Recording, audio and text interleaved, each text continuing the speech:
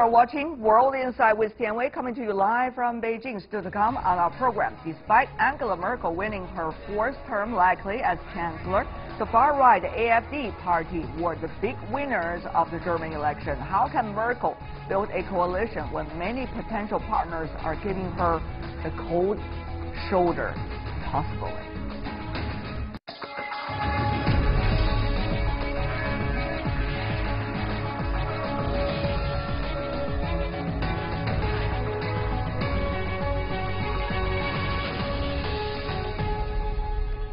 You're watching World Insight with Tian Wei, coming to you Monday to Friday, live on CGTN. Germany's Angela Merkel begins the difficult task of trying to build a coalition government after securing, possibly, her fourth term as chancellor. At the same time, divisions have appeared within the leadership of the country's far-right party. Earlier in Berlin, CGTN was there to cover the election, and we discussed with some of the experts there the election results and Germany's future, particularly its unpredictable political future. But first, take a look at this. Angela Merkel's struggling to find friends after this election, to the point where the German Chancellor is trying to reopen the door to her badly beaten junior coalition partner. We will start discussions both with the FDP and the Greens, but let me add, also with the SPD, because I believe it's important that Germany gets a stable, good government. I heard what the SPD said, yet we should stay in contact. The centre-left Social Democrats have already said they don't want to talk, preferring a return to opposition after the worst result in the party's history. If that option remains off the table, Merkel will need others to get a majority. Lindner's Liberal Free Democrats also crashed out of government and parliament in 2013 after 4 years of compromise with the CDU that alienated supporters. The new leadership's in no hurry to repeat the same mistakes. We want to change the direction of politics. If this is not possible in government, then our place would be the opposition. And they wouldn't on their own make up the numbers anyway. For that, Merkel would need the centre-left Greens. They too are wary. It's a dream come true for the far-right Alternative for Germany, who'll enter Parliament for the first time promising to rattle the status quo. The AfD may have its own problems though. On Monday, an AfD leader stormed out of a press conference in anger at her own colleagues. Why remains unclear. Lead candidate Alex Gauland denies his party's success is linked to any broader patterns. Germany is far more deeply divided than you have seen it before, but it's another division. It has nothing to do with the Rusty Belt in America, with the jobless figure, what brought Trump the support of the white workforce. Even the Front National is a totally other phenomenon. Merkel's task is to disprove that. In the heart of Europe, though, the prospect of a quite unexpected period of political instability surely won't help her.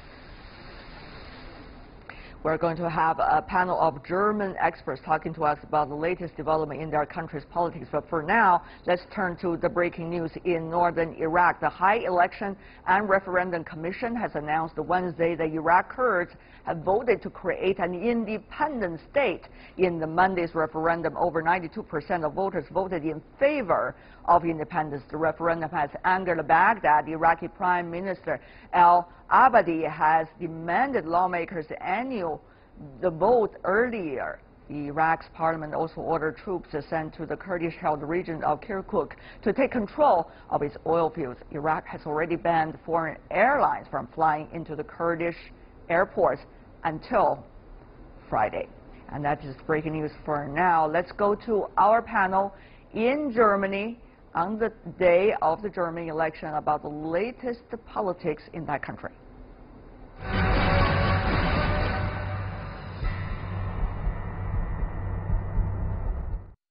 People want to know what the coalition government is like and who will be the chancellor. Well, maybe that's not a question mark anymore, but the foreign policy and geopolitically, what would Germany mean for the future? And I'm joined by a very strong panel. First of all, Andreas Wunn, who is the head of the ZDF's morning news show, and ZDF is working with CGTN to bring to you the special program. Welcome to our program once again. And also joining us, Maull, who is a senior fellow at the SWP, that's a foreign policy think tank here in Germany. And I want to start with Professor Maull. You know, we talk about another 4 years. Will this 4 years make a huge difference in terms of Germany's status in the region and even beyond? Well, I don't think so. Germany already now is a central player in many ways in Europe and sometimes even beyond that. But of course, what will be very much an open question is what kind of problems are going to arise and how well is Germany going to cope with those problems together with its European partners? Yeah, sometimes the troubles you cannot look for, but the trouble come to you and you have to solve it. So, Mr. Wunn, you know, there are several crises going on. Immigration crisis in Europe, future of Europe. Worldwide, you also got some crisis, even the DPRK issue. Will Germany come out as a leader or be part of the leadership? Well, I think Germany is already a leader in Europe, and I think this will be the same strategy as in the last years, that Germany will try, together with France, to be the motor of a further European integration. And I think Chancellor Merkel is very happy that President Macron was elected in France, because I'm sure that she thinks she can work with him to reform the European Union, and I think this will be one focus of her foreign policy in the next 4 years. I wonder if that is still her latest thought, because Mr. Macron, at this point in politics, we see some kinds of drama over there, and he just pushed forward the reform agenda in his country. Controversy to follow up, people say. So will he be still reliable as so-called a partner for Angela Merkel to work with? I think he is her best bet, you know. So of course there are differences. Yes, of course there are differences also in the question of should there be a European finance minister? You know, how should the financial system of the European Union should be organized? Of course there are differences, but I think that Merkel thinks that Macron is a good partner to work with. What kind of leadership role will Germany play? Will still stay as an economic leader while politically shining a little bit back to the backstage? Will it have to shoulder two responsibilities at the same time, Professor? Well, I think leadership depends in general, and certainly for Germany, very much on two things. One is, what is the issue you're talking about? And, you know, it makes a lot of difference whether you're talking about the euro, where the German position is absolutely central, or where you're talking about immigration, where Germany is one of 28 countries. And the second issue is, how do you actually lead, and how do you get people to follow you? Because nowadays, and again Germany is a particular case in that context, leaders find it sometimes very difficult to get followers to follow. And you need to persuade them, you need to convince them, you need to be seen as a legitimate leader. Right. Well, you know, Chancellor Merkel has been very much in the tradition of building consensus, both at home and also on regional and international issues. But will she succeed when crisis coming over? I mean, just say, even play a role on the issue of DPRK. We see Germany quite active. Well, I think one of the strengths one of the strong performances of Angela Merkel in the last government was her role in the crisis over Ukraine. The crisis when Russia annexed... And the crisis come over there. This is a local... With the siren. Yes. No, but the crisis over the European order, the European regional order, when Russia invaded and annexed Crimea. The response of Germany was to lead the European Union into imposing sanctions. And I think she did well on that, together with you know, the French government. But this was basically a German-led consensus operation in confronting Russia. But the question is, will that kind of style carry over to the other issues? We understand that Germany was quite active on the DPRK issue. Chinese President Xi Jinping consulted German Chancellor Angela Merkel recently, and also the Foreign Minister of Germany traveled to China even, talked to some of the key leadership over there. So will Germany play a role even on the issue far away, apparently, from home?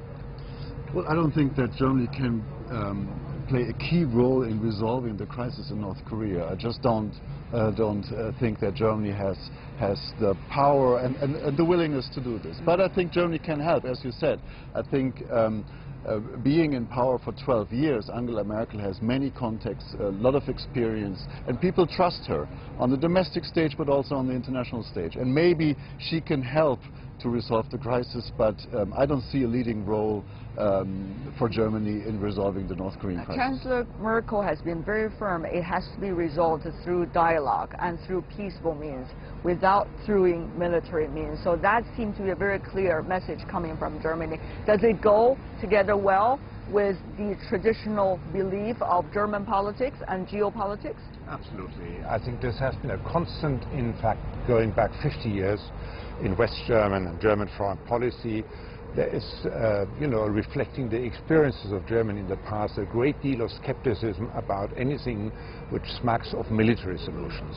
So to say, we need to have dialogue, we need to have political solutions to problems is almost a mantra for German foreign policy, and that will continue. That's also backed up by a great deal of skepticism in the German public about military force, the use of military force. So don't expect Germany to be a military leader at all. No, but that in a way could create differences between, let's say, Berlin and Washington. We saw that earlier during the war in Iraq, more than 15 years ago, but now here probably comes another chance. So what if there means very big difference with Washington, Mr. Wunn? Well, of course, the way President Trump is doing politics and is acting and is talking, it's the total contrary of the way Angela Merkel thinks and feels. So I think for her he is a very strange man, but he's the President of the United States, and now she's a very pragmatic politician. Absolutely. So she thinks, okay, it's him, we have to work with him. And how does she work with him? She tries to communicate. When she was in the White House, she was sitting next to his daughter, Ivanka Trump.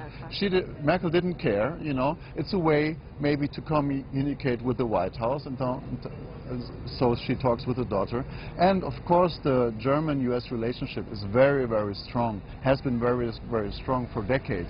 There are many channels of communication, not only to the White House, but also to the Parliament. And I think Angela Merkel will use all those channels to influence maybe the policy of the United States, but on a personal level, I think there's not much connection between the two. That we could read from the photos and also from the footages.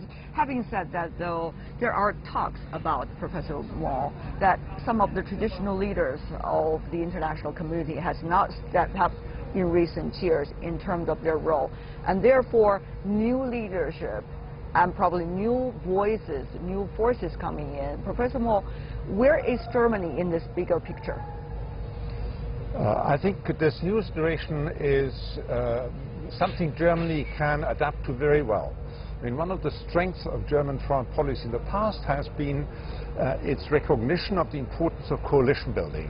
Coalition building, consensus building, getting partners, getting people on board, understanding their interests, empathizing with their interests and taking them on board. That's something which German diplomacy has been very good at. And I think this new situation, which, as you rightly say, is a situation where you have more players, more countries, new leaders coming up, is a situation where coalition building will be very important. And, this is something which plays to the German agenda. But, you see some kind of competitions even, let's just say, between some of the members of the G7 and some of the members of the G20. Of course, they overlap. But developed economy, some of them, wants to be this bridge between the emerging economies and the developed ones, developing ones and the developed ones. You see, Germany wants to play that role. Some of the other countries also want to play that role. So will there be competition? And what will be, in that regard, the competitive edge of Berlin, I wondered? Mr. Wunn. Well, I don't think Angela Merkel thinks that way. I don't think she's very competitive in that way. You know, she's very pragmatic. She wants solutions, she wants communications, she wants coalitions.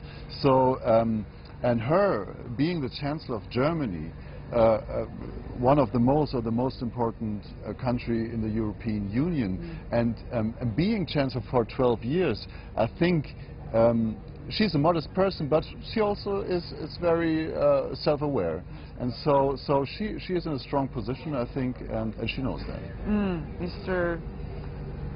Maull, do you think she knows that, and what exactly she knows when it comes to strategy, according to your reading? I don't think she's a great strategist. You could say that's perhaps one of her weaknesses as a politician. She very much feels her way. You know, step stone by stone, across the river, you know, step by step. And she does not have at least I do not recognize any kind of vision or great project which she has. So she's not a strategist, she's someone who will, you know, react to the situations, as Herr Wunn said. But you know what will be interesting to watch now in Europe is how Angela Merkel and Emmanuel Macron will interact. Emmanuel Macron is clearly a politician who does think in terms of strategy and who does think in terms of bold steps. Angela Merkel is very cautious, and she doesn't think in terms of strategy, she doesn't think in terms of big steps. So how will the two of them interact? I think this is going to be interesting and also frankly promising, because another strength of Angela Merkel has been her flexibility. She is flexible, you know. When she confronts someone with a project where she feels that makes sense, she will be quite amenable. But is she too flexible from time to time? For example, about the immigration issues, she could say things, you know, this month about a totally different nature, and the next month changing her tones immediately because of the polls, because of public opinion. But that does not make a stable leader in terms of international politics and geopolitics, Mr. Wunn. Well, she really in the last 12 years has surprised the German public with fast policy changes, you know. So she is more a manager than a leader, actually. You know, she reacts. She is not very proactive, and she can change her policy very pragmatically on a domestic level, always looking to the public and looking to the voters and looking to the polls. This is the tactical or strategical approach for her. She likes to know what the people think and adjusts her policy. But on the international level, I think there's more stability. She stands for a very thorough foreign policy, and I don't think she is as flexible on the international level. Yeah. At this point, we see one of the new phenomena with this election, at least, is the rise of the AfD, even though the number is still limited. But people are looking at what would this mean for Germany's even foreign policy in Europe as well. Domestically, you already see this kinds of nationalist and also quite populist parties rising. What would that mean for Germany's overall policy on the continent and also in the rest of the world? I think that's a big question mark. Well, I don't think it will change Germany's foreign policy. On the contrary, I think there's a big stability. And the change, the new situation will be in the German parliament and in the German public. But of course, for the German government, it will be very important to show to the world that from the political perspective in Germany, nothing has changed, you know. And the AfD will not play an important role in terms of international policy. But I'm sure that the international community is watching very closely. Professor Maull? I completely agree. I think it's not going to change German foreign policy one bit. The important issues are the domestic issues which you mentioned. We have, fortunately in Germany, a very broad consensus on foreign policy, and the only parties which are outside that consensus are the Linke on the left and the AfD on the right, and they are not going to have much impact. They are not going to have any impact on foreign policy, at least not for the time being. Good to know. A lot of things happening, and might be crisis coming up. It's going to be all tests for the German government and certainly for the German consensus here in Berlin and elsewhere. Thank you so much, Hans Maull, and we have here Andreas Wunn. Really appreciate it. Thank you.